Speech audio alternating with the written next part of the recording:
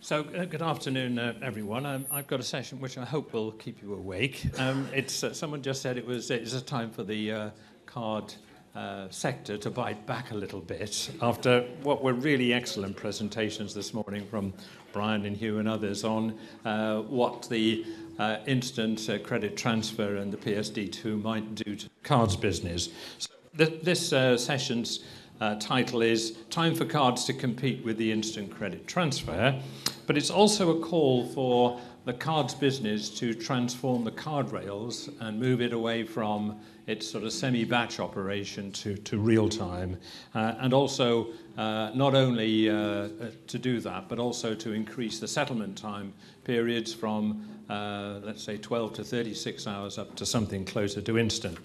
So I've got three propositions that I want to put to you, and it's really why the card business should be concerned about the plans for the implementation of the instant credit transfer and PSD2, PIS particularly. The first two propositions are that the instant credit transfer's got potential to damage our legacy card platforms. The second one is that the credit transfer has never been designed for retail payments, and it lacks modern redress and risk management capability. And the third one is the cards business doesn't know what to do, doesn't know how to react to events that are moving forward. If we look to about 2022, there's a perfect storm coming for the cards business, I'd like to put it to you.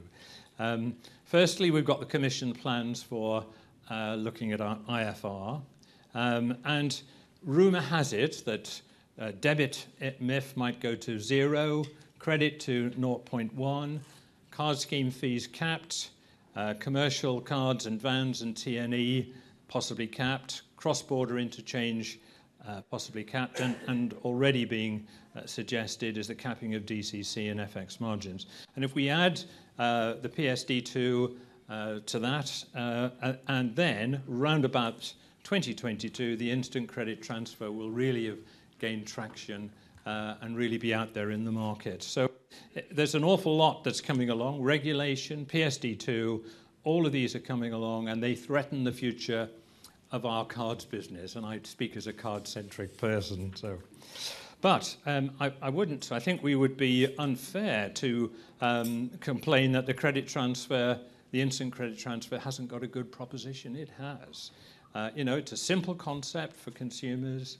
It's direct to the account. It's push authorized, immediate balance, update, does P2P transfers, free of charge, lots of channels, and it will have EU-wide acceptance. And for merchants, it's very low cost, simple, no scheme, no repudiation, no batch submission, no end-of-day bottlenecks, no chargeback penalties, faster immediate settlement, no declines, and again, lots of channels to market. So I think there's no doubt that it's a good proposition, and it works on the basis of instant single message, whereas most of card processing is dual and in batch.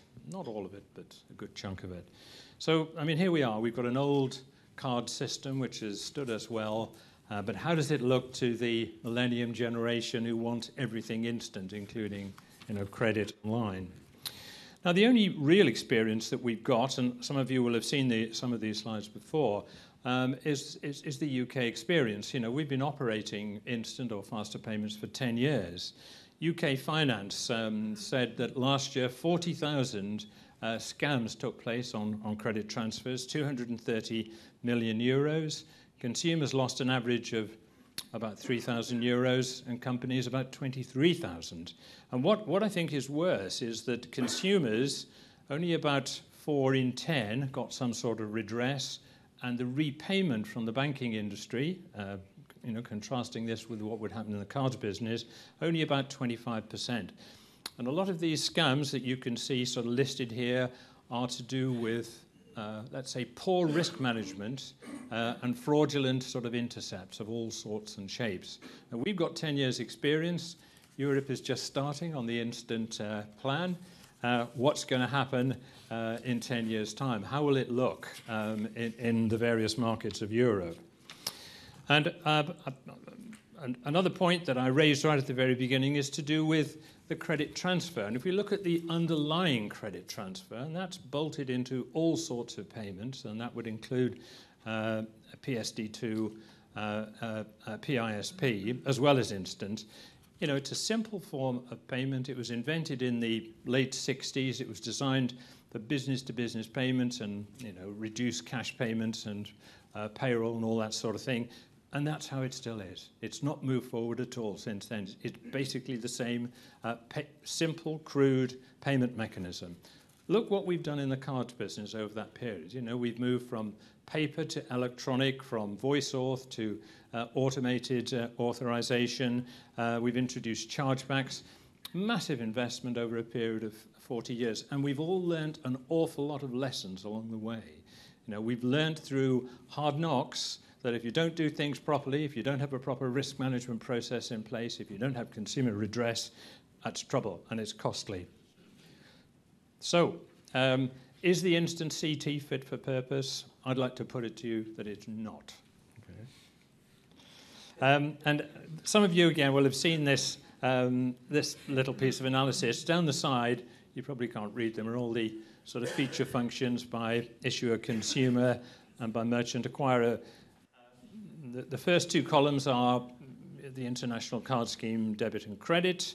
The second two are the standard SCT, the separate transfers, and the third one is the SCT. And you can see where they're red blobs, that really means no functionality. And it's quite a bit, there are quite some significant gaps in the way in which the credit transfer compares with our cards business. So, but the important issue is that despite these gaps, the cards business is still disadvantaged because it lacks that immediacy. And I think from what's been said this morning, you're all probably aware of that. Immediacy, wanting things to happen instantly, means that the cards business is disadvantaged because, let's face it, because the cards rails were never designed really fully to do that. When you sort of dig in a little bit into some of the problems that the UK has had with the credit transfer, it's a mixture of risk and redress processes. An awful lot of it relates to poor, I suppose, onboarding of what would be corporates and fraudulent merchants. The processes that we have for the card business in terms of merchant risk assessment very often don't exist on the banking side, or they're not the same way. So things like, you know, monitoring for fraud, acquirer-like settlement risk issues, bankruptcy impacts, those aren't considered by the banks at the moment in the same way that the cards business does. And that comes back as a bounce back on the poor old cardholder, and that poor old cardholder can find themselves substantially disadvantaged. Interestingly, in the UK, if you listen to any of the consumer programs, they'll all say, don't pay by credit transfer online. That's the last thing you should do. It's very dangerous. I bought a car just recently, quite a large sum, and the car dealer said, well, will you pay by credit transfer? And I said, no, I wouldn't. And in fact, they would only accept that I could pay by a debit card, and I had to go all the way there and stand in front of them face to face to do it. But a credit transfer gave me no redress at all. That merchant had gone bankrupt in between, you know, me paying and collecting the car. I'd have lost my money. It would have been very difficult. But with a card, I knew I was covered, and that's why I did it. So when you ask the ACH silo people, you know, why haven't you built any risk and redress into the product? If they know what those words mean, I should say. You know, they say, well, it's low cost, isn't it? You know, I mean, you know, if we stuck all the stuff that you've got in cards, it would double the price. Well, that may be true, and it's a sort of one solution takes all. Finality of settlement. Well, of course, that's how it's always been, you know, if you've got a problem, just take it up with your merchant. You know, it's as simple as that. You know, we shouldn't. It's not the card businesses, it's not the bank's business to sort out if merchants going bankrupt or the goods being faulty. So it's a very much one of a sort of take it or leave it sort of thing at the moment. Let's say. I think that will have to change. So just to summarise at this point, you know, what's the view? And I think it's been expressed quite well this morning. is the CT a threat to the cards business? And I think the feedback from surveys that we've done is that whereas initially it was thought not to be, I think now there's a growing feel that it is a threat to the card business. Swish, Mobile Pay up in the Nordics, and this recent one, Deutsche Bank IATA pilot that's going to run for the airline business. All of these show and confirm some of the points that were made in this morning's presentation.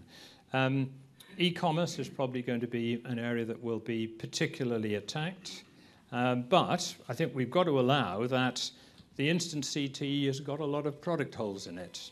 And that's partly because it's been built by a group of people who don't think as the card business thinks. So I would suggest that if we look 10 years ahead, we could find across Europe a great deal of lack of confidence in using the credit transfer as the basis for making payments. And this is a real case for thinking about an instant card product which would match the instant CT's capability. And there are a couple of card schemes around Europe that are beginning to think that way. So there's some light beginning to appear. So let's just see if we were going to build an instant card offer, what are the factors we'd have to take into account? Obviously, we've got to build a proposition. It mustn't cannibalize our existing card business too much. It's got to sort of leverage that risk and redress advantage. But if it's going to work, it's got to have some sort of business case. It's got to have a revenue stream attached to it. So I think those are sort of 4 questions that need to be answered. But just like in any good product design, let's have a look at the competition and just sort of remind ourselves of those weaknesses. These are the 7 no's. Actually, I've got 8 no's under consumer, but anyway, it doesn't matter. But just to remind you, all those no's, you can't repudiate a credit transfer. There are no refunds, no guarantee in the event of fraud and misdirection. You can't get the names of the fraudsters, and you can't get the names of people you misdirect to because of data protection. There's no product service guarantee, and there's very little merchant risk assessment. That's on the consumer side.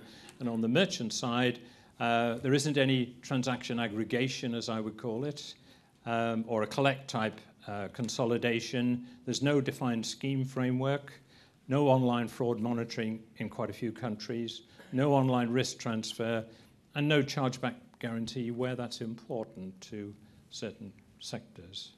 So the 7 no's, or 7 or 8 no's, it's a product that's got quite a few holes in it. And if you were to design a replacement, what would be the critical success factors and enablers to make it happen? Well, I think you've got to defend the card business model. You've got to migrate from what I would call semi-batch authorization, clearing and settlement to real time. And that really means implementing SMS or possibly an API route. You've got to continue to use the card rails. Well, okay, so that means re-engineering elements of the process. It's got to be very low cost, so it's probably going to have to be a good deal less costly than cards. You've somehow got to persuade consumers that it's less risky to use cards. Maybe that's, in some markets, quite difficult. You've got to have a minimum displacement impact on your traditional debit card. And lastly, you've got to leverage the components that you've already got there. And there are 4 markets in Europe that are already SMS, so they've got some advantage in the way they might think this through. So there we are. Now, what might a proposition look like? Well, I suppose they picked up on all the points that I've raised already and slightly repeat them, but from an instant card proposition, you've got to have a trusted card scheme and brand, be that domestic or international. It operates like a card, but it's instant. Authorized transfers, better control, refunds, repayment for fraud and miskeying, choice of products and services, names of recipients, chargebacks and risk management. All of those reflect. And similarly for the merchant, obviously it's a new payment method.